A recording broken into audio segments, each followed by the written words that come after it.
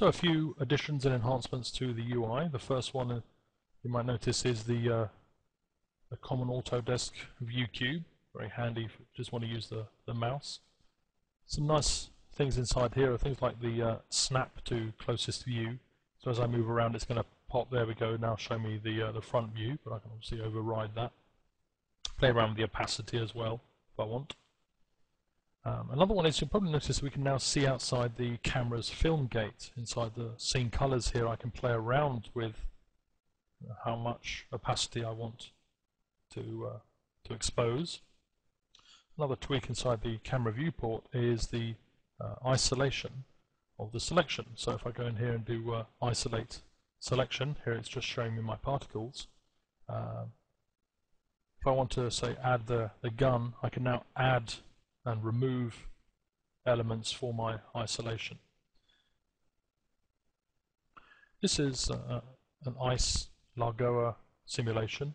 If I were to click on the improved panel switcher down here, it just changes the viewport layout for me, and it detects that I'm in the ice module. If I was in, say, the animate module and I click on it, it would open up the animation editor, and render, it would open up the render tree here.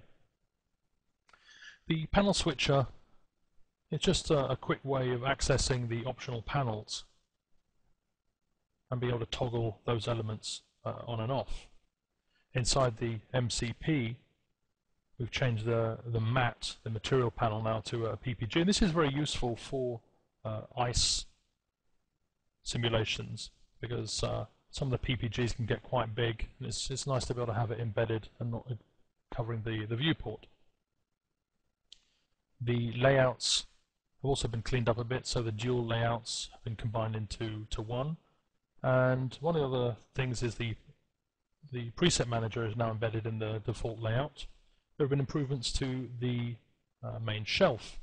So inside the active viewport here, I can do things like quickly turn on and off the wireframe or hidden line, and if I click below it, it will actually expose the camera display options.